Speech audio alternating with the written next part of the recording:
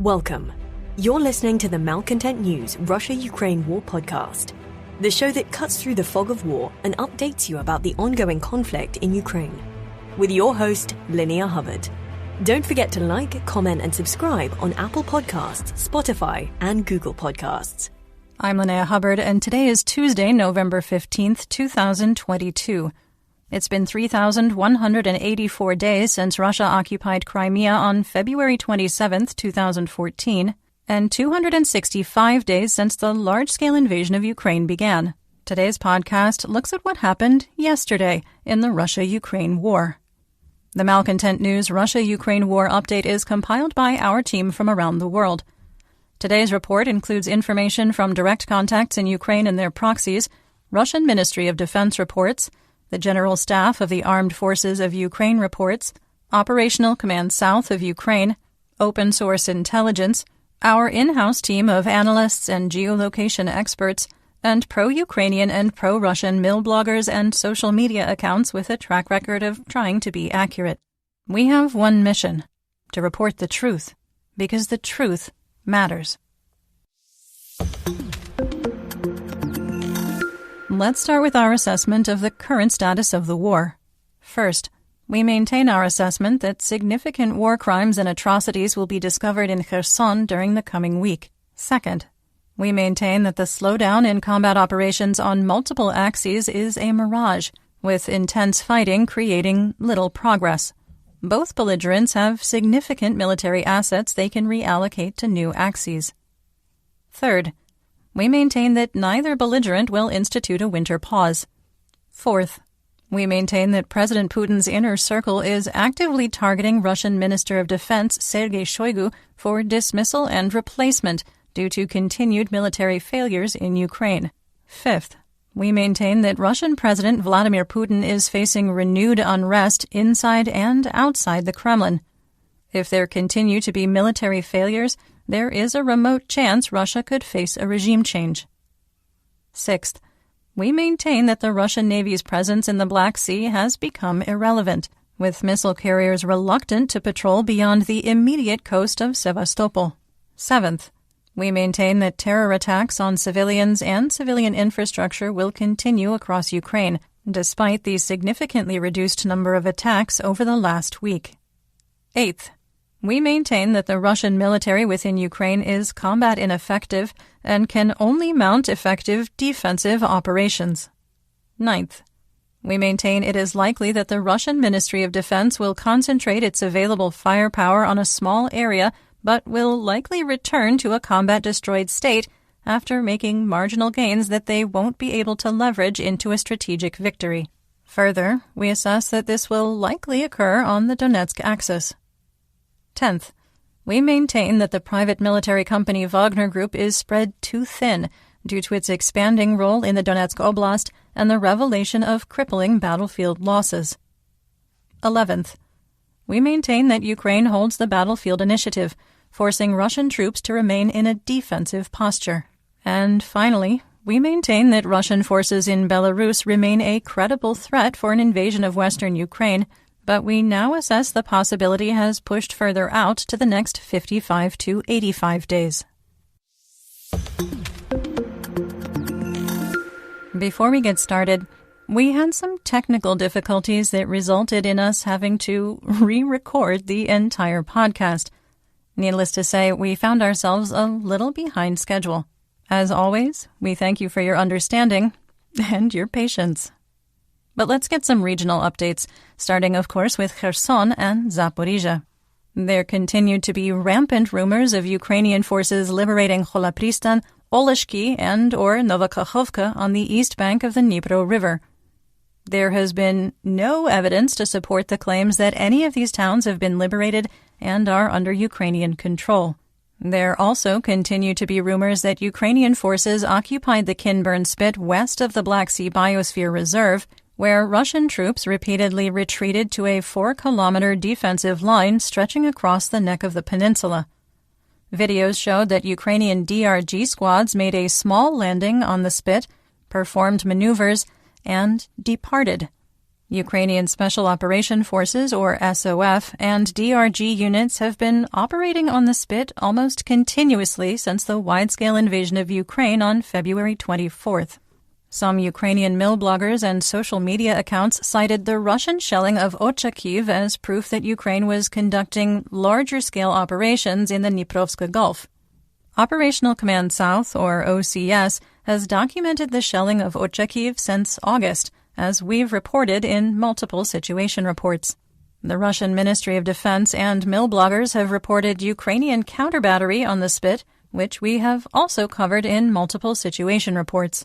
We maintain that although DRG and SOF units have operated on the peninsula periodically since February 24th, there is no indication or proof that Ukrainian forces have started a permanent occupation in the Mykolaiv or Kherson sections of the spit. Thank you for coming to our TED Talk. The Russian mill blogger community appears to be moving through the stages of grief over the loss of Kherson, leaving denial and moving on to anger. Russian mill blogger Rybar had a meltdown over Ukrainian President Volodymyr Zelensky's visit to Kherson, writing, quote, "We do not want to mobilize reserves properly and demonstrate the art of warfare. We don't want to win. We do not want to do everything for the sake of the result, not the process. We do not want to emerge from the world of sweet dreams that the war is somewhere far away." Similar performances by the president of Ukraine in the Russian Kherson is the most real media slap in the face. End quote. A quick editor's note here. The emphasis on Russian Kherson is in the original statement. That is 100% Rybar.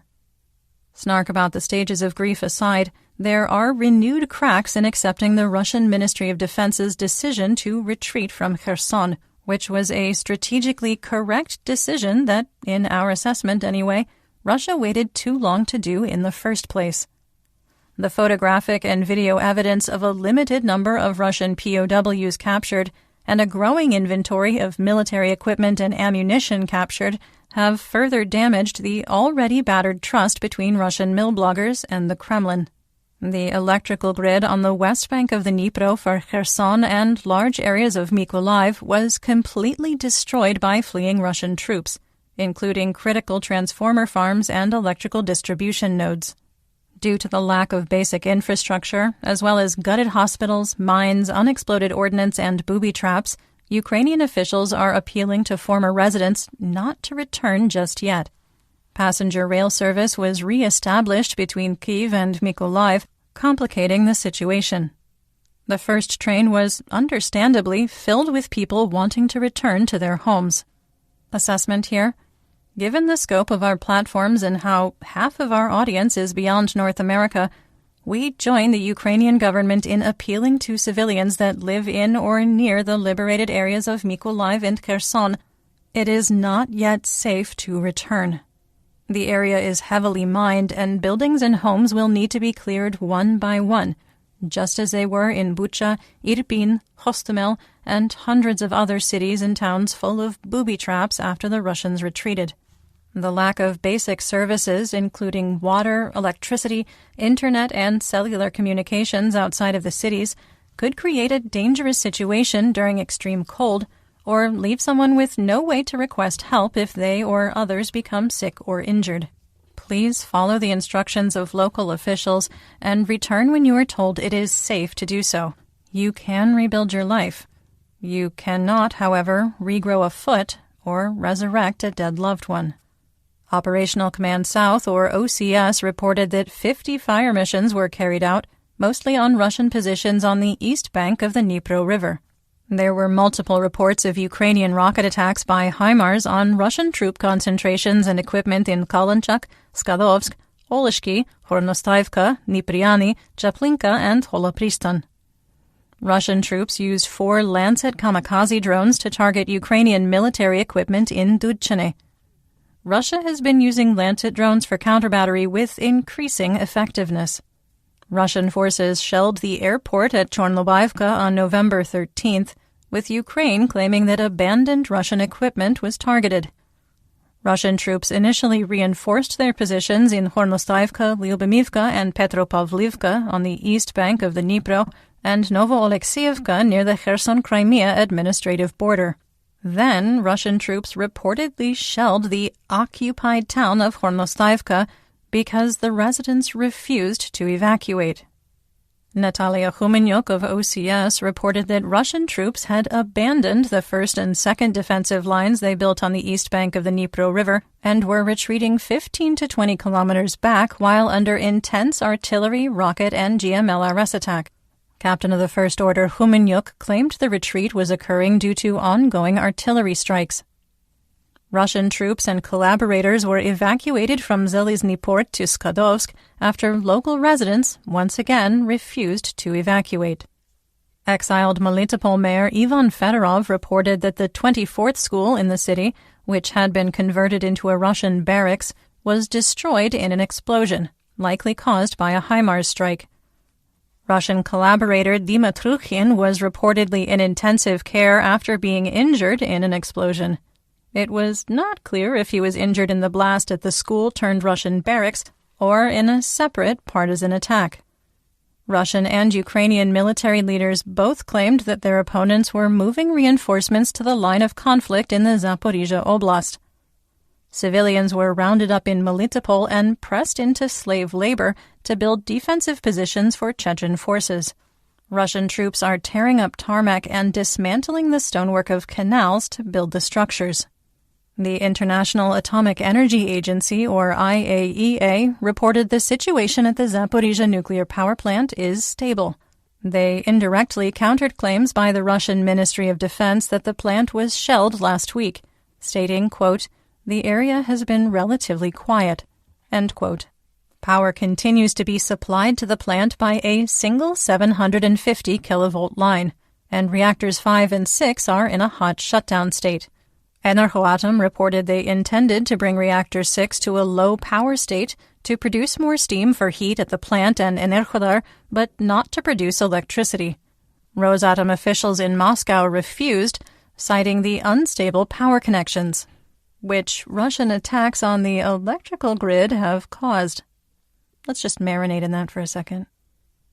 IAEA Director General Rafael Grossi criticized the situation and continued Russian interference with plant operations as a critical safety violation. He also criticized ongoing work by a Russian third-party contractor to modify the dry spent fuel storage without prior authorization by Ukrainian plant operators. IAEA inspectors have been allowed into the work area and verified the security seals on the spent fuel containers had not been broken. It is noteworthy that the Kremlin discontinued all claims about Ukraine making a dirty bomb after the IAEA completed inspections at 3 locations in early November and reported the claims were unsubstantiated. There were clear skies, a bit of wind, and scattered artillery fire from the Zaporizhzhia-Donetsk administrative border to Huliapola to Orikhiv. Some assessment here? Ukrainian forces wasted no time moving up M142, M270, and Mars-2 guided multiple launch rocket systems, or GMLRS, closer to the Dnipro River and redirecting fire on Russian troop, ammunition, and equipment concentrations in Kherson and Zaporizhzhia. The Russian response has been to move logistics, command, and control assets further southeast. The Russian military has a centralized command structure and very much relies on hub-and-spoke logistics that become increasingly ineffective the further away they move from the railroad supply nodes. 4 days after the liberation of Kherson, the same ruthless efficiency of targeting Russian lines of communication, called locks, those are supply lines, across the Dnipro, is continuing at the same intensity. Meanwhile, Russian forces continue to have no meaningful answer to NATO-provided HIMARS. Now to the Donbas region, starting with southwest Donetsk. There was renewed fighting south of Velika Novosilka, with Ukrainian forces successfully defending Vremivka. Russian and Ukrainian sources reported that the 155th Naval Infantry of the Russian Federation recaptured Pavlivka, which Ukraine had liberated on August 3rd. Both sources report that the town is unoccupied and obliterated after almost 3 weeks of continuous fighting.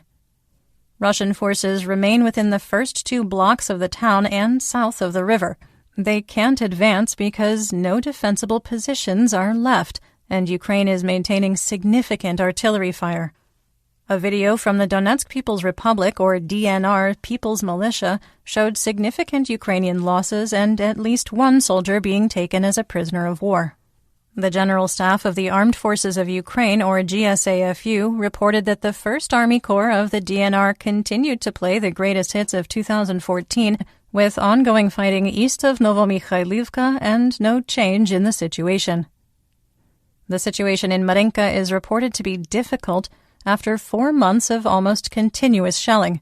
Russian forces flattened the city by applying General Zhukov's doctrine of intense artillery barrages, followed by light infantry charges. The process is repeated until advancing, poorly equipped light infantry is no longer attacked. DNR light infantry was met by Ukrainian artillery and troops, suffered heavy losses, and returned to the city's eastern part. Intense artillery fire then followed the retreat. Lather, rinse, repeat.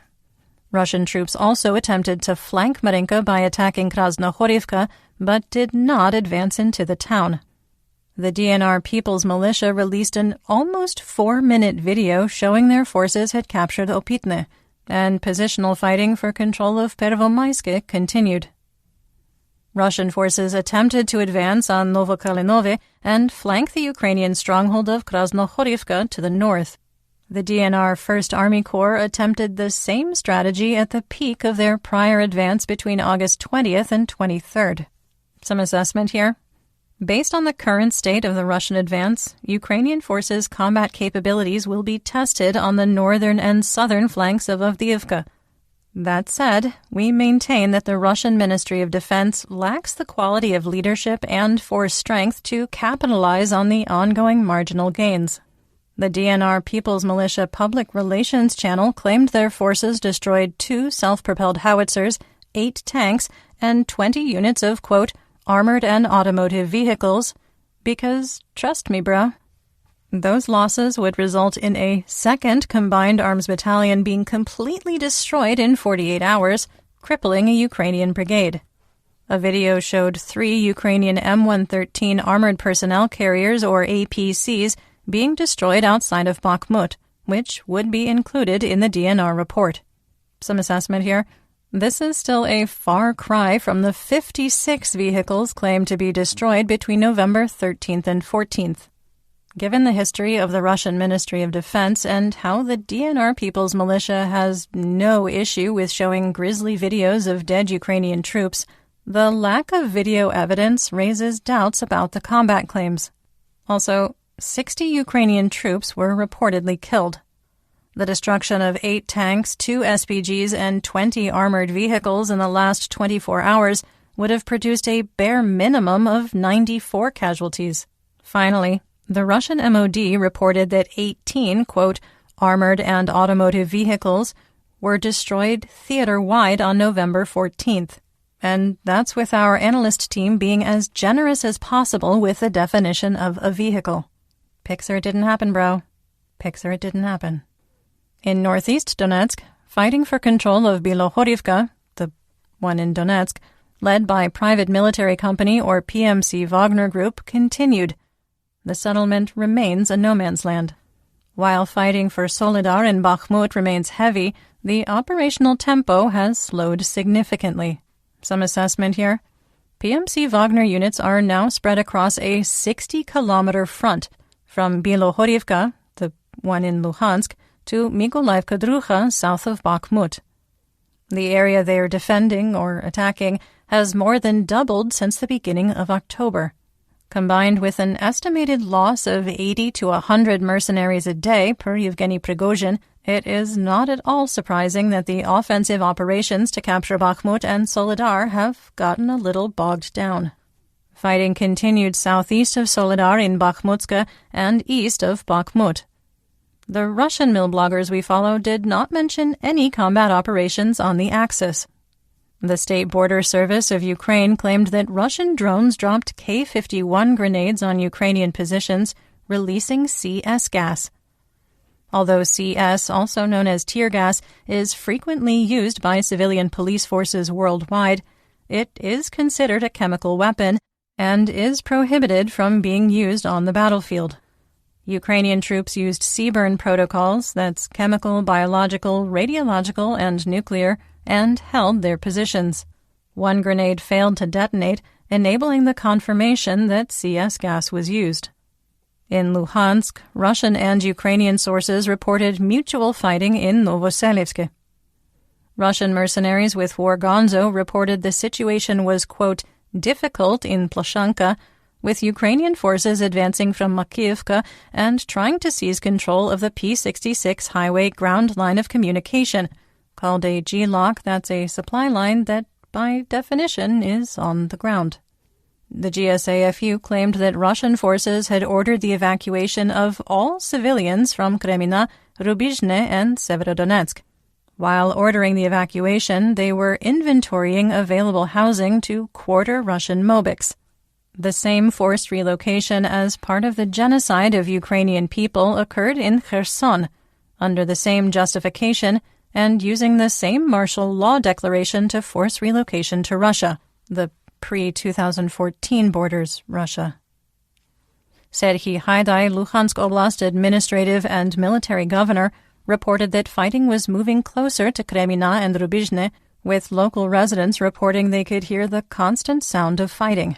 His report aligns with our observation that while the line of conflict is moving back and forth, Ukrainian forces continue to make steady easterly progress towards Svatova, Kremina, and Lysychansk. You're listening to the Malcontent News Russia-Ukraine War Podcast. Our team of journalists, researchers, and analysts is funded by readers, listeners, and viewers just like you. To support independent journalism, please consider becoming a patron. You can find us on patreon.com at Malcontent News. Moving on to the Chernihiv, Kharkiv, and Sumy region, where up to 8 S-300 anti-aircraft missiles used for a ground attack landed in the Seredina Buda Hromada in the Sumy Oblast. A Russian helicopter also flew a combat sortie and dropped bombs in the same area, and 2 homes and a business were badly damaged. Also in the Sumy Oblast, Russian forces targeted an object of critical civilian infrastructure, injuring several people. In the Black Sea, Crimea, Mykolaiv, and Odessa region, there was 1 Russian submarine capable of firing 4 caliber cruise missiles on patrol. Pictures have emerged suggesting that the radar array of the missile frigate Admiral Essen, which has remained in port since the October 29th unmanned surface vessel or USF attack on Sevastopol, is damaged. Our contact had reported that one of the missile frigates had its radar array damaged by shrapnel. Under normal circumstances, a replacement would be easily accessible. Due to sanctions, however, the Russian Ministry of Defense may not be able to source new parts, partially blinding the ship. No one has been able to produce pictures of the starboard side of the missile frigate Admiral Makarov, which also remains in port. Grad rockets fired by MLRS and launched from the Kinburn Spit struck Ochakiv. Russian sources claim the port was targeted while Ukraine attempted an amphibious landing on the Kinburn Spit and several Ukrainian vessels were destroyed. As previously noted, we maintain intense skepticism that a significant landing occurred.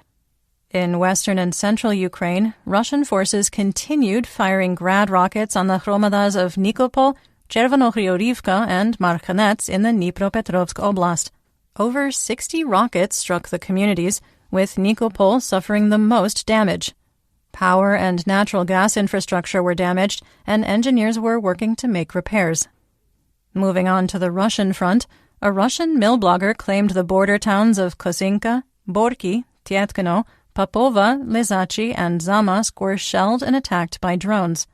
They did not report any injuries from the attack, but pictures showed a large fire in Kozinka after a diesel fuel depot was struck.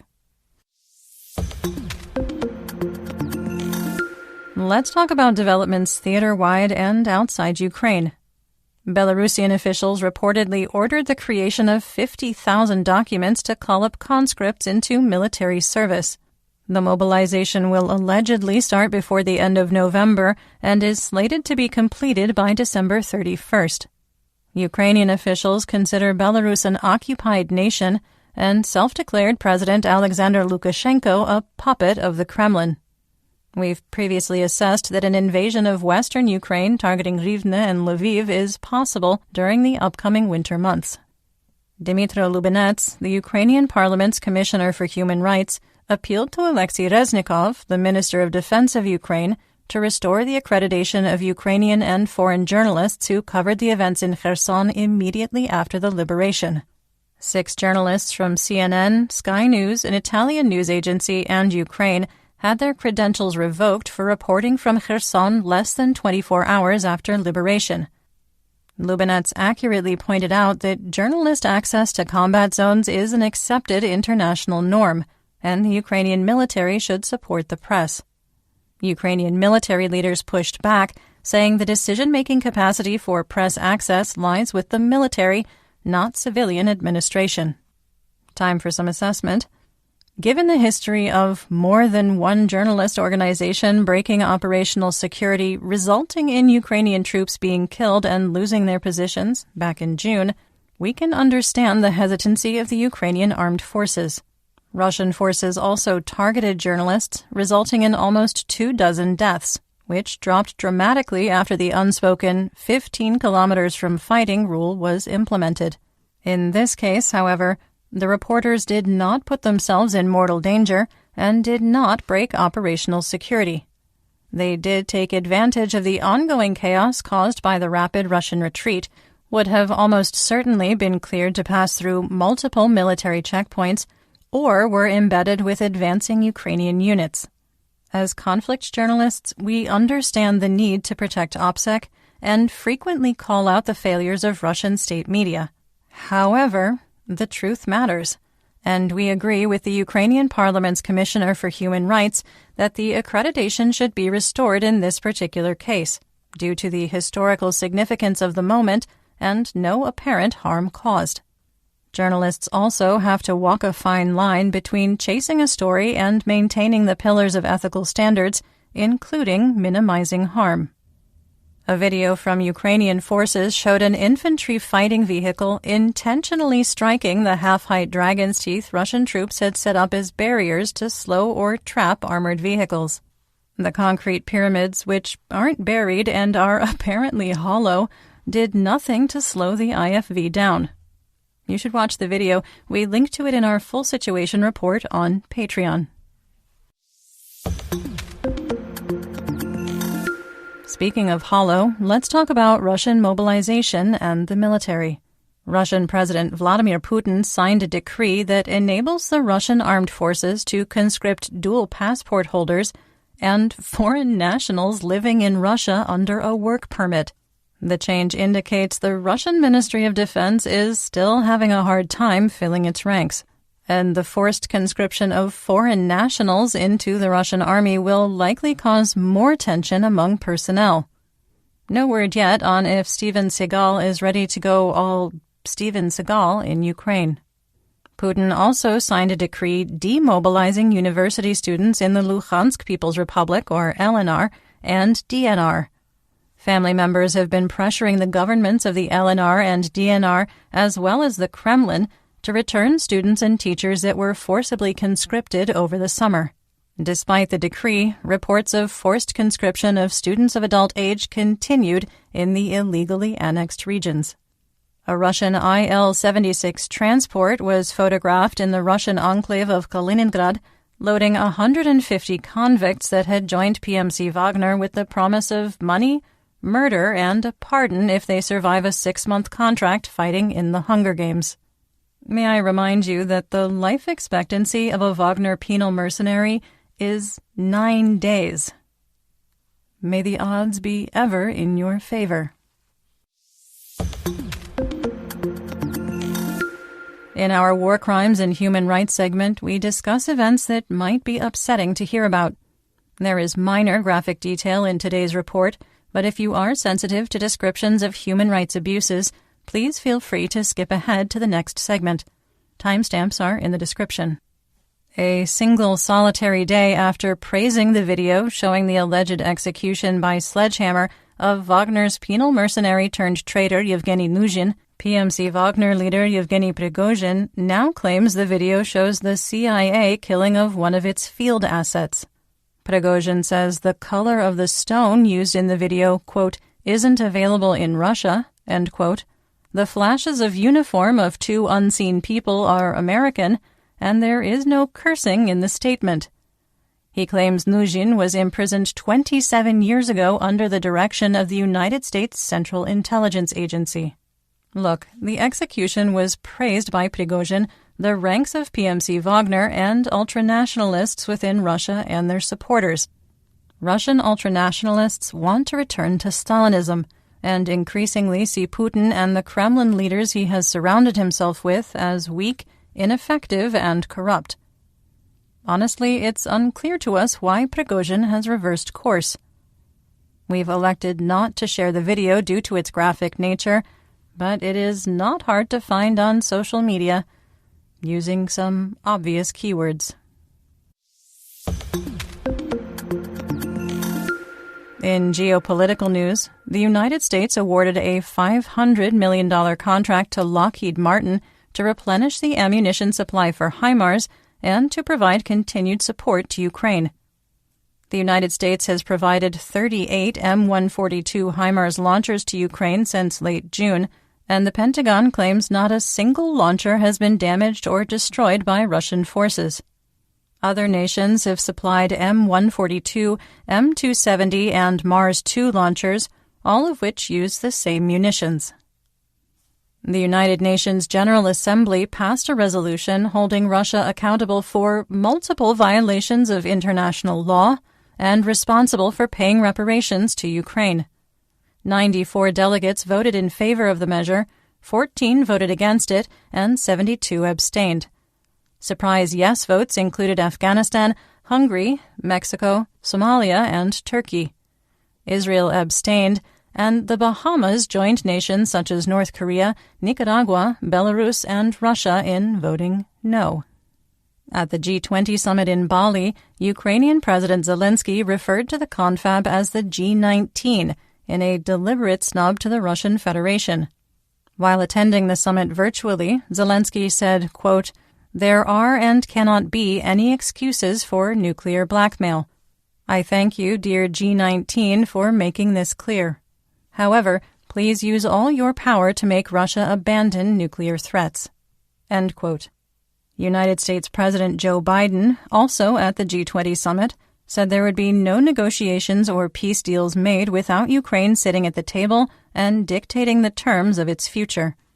Zelensky told the G20 delegates that there would be no Minsk III agreement, as its enforcement would be impossible and Russia would only use a ceasefire as an excuse to consolidate and restore combat power and attack again in the future.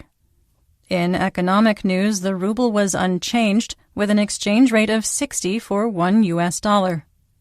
Oil prices continued to slide, with WTI crude falling to $86 a barrel and Brent dropping to $93. United States wholesale RBOB gasoline on the spot market fell to $2.52 per gallon for November contracts, or 67 cents a liter. Dutch TTF gas futures for December 2022 remained highly volatile, skyrocketing to €127 per megawatt hour. January 2023 contracts were also up over 10%, trading at €132. Chicago SRW wheat futures climbed to $8.27 a bushel for March 2022 contracts. And that's what we know. Join me again tomorrow for more updates. Until then, stay safe, everyone. You've been listening to the Malcontent News Russia-Ukraine War podcast. To help keep us independent, please consider providing financial support by becoming a patron. Want on-demand news in your hand? Download the Google News app and make Malcontent News one of your favorites to receive breaking news updates. Thank you for listening.